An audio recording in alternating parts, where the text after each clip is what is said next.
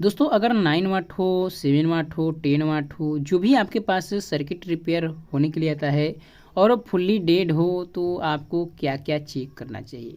तो सबसे पहले आपको क्या करना है, यहाँ से आपको फेस न्यूट्रल देना है, यहाँ से आपको एसी इनपुट कराना है।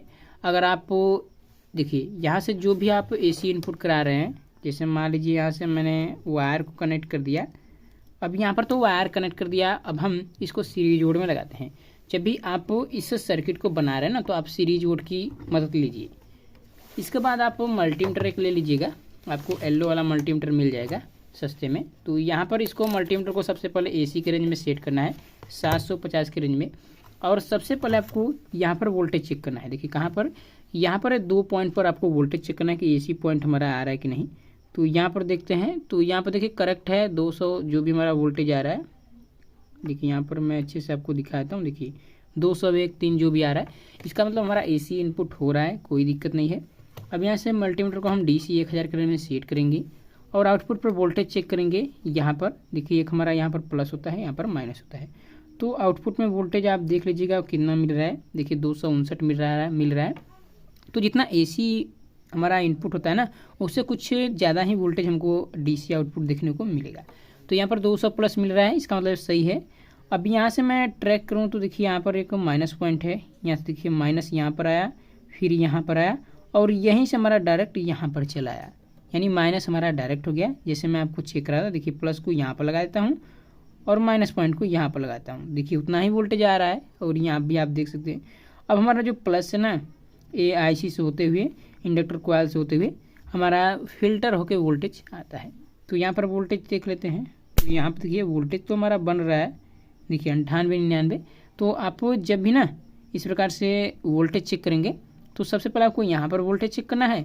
इसके बाद यहाँ पर वोल्टेज आ रहा है तो डीसी हमारा आउटपुट सही है, इसका मतलब यहाँ से तो हमारा डीसी आउटपुट हो रहा है, इसका मतलब रेक्टिफायर सही है। इसके बाद आपको माइनस को यहाँ से डायरेक्ट कर लेना है और प्लस पॉइंट पर इस प्रकार से आपको चेक करना है कि हमारा वोल्टेज आ रहा है कि नहीं। तो इसका मतलब यहाँ पर जो हमारा वोल्टेज है वो सही बन रहा है। तो सही हो सकता है, हमारा जो ड्राइवर सर्किट है वो हमारा सही है। अब यहाँ पर वैसे भी मैं सही नहीं कर सकता, क्योंकि कई बार क्या होता है ना, वोल्टेज तो आता है लेकिन हमारा एमसीपीएस नहीं जलता है। तो यहाँ पर इसको शॉर्ट करा लेते हैं। देखिए वैसे ज़्यादा स्पार्क हो रहा है, एमसीपीएस जलेगा, 100% जलेगा, क्योंकि इतना ज़्यादा स्पार्क होता है तो जलता है। तो यहाँ पर एक बार चेक कर लेते हैं। कई बार क्या होता है कि ज़्यादा स्पार्क भी होता है और एमसीपीएस भी हमारा नहीं जलता है। तो यहाँ पर मैंने कनेक्ट कर दिया। अब एक बार इसको सीरीज बोर्ड में लगाता हूँ और देखता हूँ। यहाँ पर देखिए फुल ब्राइटनेस में ग्लो हो रहा है, कोई दिक्कत वाली बात नहीं है, यहाँ पर अच्छे से हमारा जल रहा है।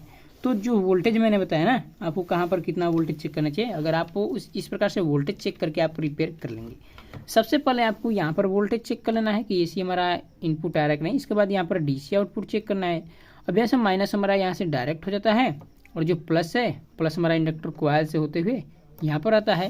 देखिए यहाँ पर इंडक्टर कॉइल मैं आपको बताता हूँ। देखिए हमारा एक कॉइल लगा रहता है ना, यहाँ पर इसको देखिए L1 करके दर्शाया गया है। तो ये हमारा इंडक्टर कॉइल है। तो यहाँ से देखिए माइनस हमारा डायरेक्ट आता है, यहाँ से देखिए ये माइनस हमारा पॉइंट डायरेक्ट आ गया यहाँ पर। इसके बाद दोस्तों जो प्लस पॉइंट है, देखिए एक हमारा यहाँ पर आया, यहाँ से इसे मूवी, फिर यहाँ पर आया और यहाँ से इनपुट हो गया इसी से, और हमारा यहाँ से आउटपुट कर रहा है यहाँ से। और यहाँ पर देखिए कॉइल लगा है, तो कॉइल का जो पॉइंट है ना, देखिए एक पॉइंट यहाँ पर है, एक पॉइंट हमारा यहाँ पर है। तो यहाँ से देखिए इसको अगर ट्रैक करेंगे ना, तो यहाँ पर इस वाले पिन से आया है, तो यहाँ पर इनपुट हुआ और यहाँ से हमारा ये आउटपुट कर रहा है, जो दोस्तों इंडक्टर कॉइल है। तो यहीं से हमारा मेन कैपेसिटर पर जा रहा है, प्लस पॉइंट पर जा रहा है, और प्लस पॉइंट ही दोस्तों हमारा आउट यहाँ पर कर रहा है। तो इस प्रकार से आप सर्किट में वोल्टेज चेक कर करके आप इसको रिपेयर कर सकते हैं। कहीं पर अगर दोस्तों आपको फॉल्ट नजर आए, यानी यहाँ पर समझिए कि यहाँ पर अगर हमारा वोल्टेज नहीं आया ना, जो रेक्टिफायर है यहाँ पर 200 प्लस नहीं आ रहा है, तो इसका मतलब यहाँ से हमारा दिक्कत है। हो सकता है एसी इनपुट ना हो रहा होगा, कोई रेजिस्टेंस वगैरह जल गया होगा, या तो हमारा जो रेक्टिफायर है भी ख़राब हो सकता है। अब यहाँ पर जैसे मान लीजिए यहाँ पर वोल्टेज कोई नहीं सो रहा है, तो इंडक्टर कॉइल भी ख़राब हो सकता है, क्योंकि दोस्तों यहाँ से देखिए, यहाँ से तो इनपुट हुआ यहाँ से और यहाँ से हमारा आउटपुट हो गया। ये पॉइंट और ये पॉइंट आपस में मिले हैं, तो यहाँ से इनपुट हुआ, यहाँ से आउटपुट। अगर इंडक्टर कॉइल ख़राब रहेगा तो हमारा आउटपुट नहीं होगा। कभी कभी हमारा इंडक्टर कॉइल से लो वोल्टेज का फॉल्ट बनता है, तो आप जब भी उसको अगर आप लगा रहे हैं ना, अगर वोल्टेज यहाँ पर कुछ आ रहा है, अब जैसे ही हम एमसीपीएस को कनेक्ट कर रहे हैं, यहाँ पर तुरंत ही लो जलने लगता है। तो इसका मतलब हुआ कि हमारा जो कोयल है वो भी ख़राब हो सकता है, या तो हमारा जो आईसी है, आईसी से जो वोल्टेज निकलता है वो हमारा प्रॉपर नहीं निकल पा रहा है, तो ड्राइवर आईसी से भी फॉल्ट हो सकता है, या तो यहाँ पर हमारा एक कैपेसिटर भी फॉल्ट हो सकता है, वीक हो जाता है। तो ये सब हमारे प्रॉब्लम आते रहते हैं सर्किट में, तो आप इसको फाइंड करके ना आप इसको रिपेयर कर सकते हैं। दोस्तों मैंने इतना आपको बताया कि आप कहाँ पर कितना वोल्टेज मिलना चाहिए।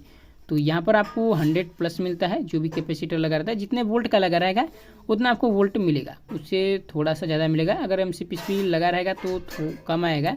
अगर बिना लोड का आप देखेंगे ना तो 100 वोल्ट का लगा है तो 100 वोल्ट मिलेगा। अगर यहाँ पर आपको अगर 50 वोल्ट है तो आपको लगभग में कुछ वोल्टेज से 10-5 वोल्टेज कम मिलता है, लेकिन मिलता है वोल्टेज। तो यही सब हमारे फॉल्ट इस सर्किट में आता है। ज़्यादातर फॉल्ट तो नहीं आता है, आप चाहें तो उसको घर बैठे ना आप रिपेयर कर सकते हैं। तो आई होप कि आपकी वीडियो पसंद आएगी। दोस्तों अगर वीडियो पसंद आए तो वीडियो को लाइक करो, चैनल पर नए चैनल को सब्सक्राइब कर ले। मिलते हैं नेक्स्ट वीडियो में। जय हिंद, वंदे मातरम।